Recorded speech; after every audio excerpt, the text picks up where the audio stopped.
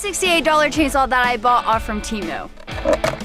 And so far, I am not impressed with it. Number 1, there is misspelled words on the saw. Number 2, there's something jingling in it, and I still have no idea what exactly it is. Number 3, it literally fell apart right in the middle of me using it. And number 4, well, if you run chainsaws, let me just show you what number 4 is.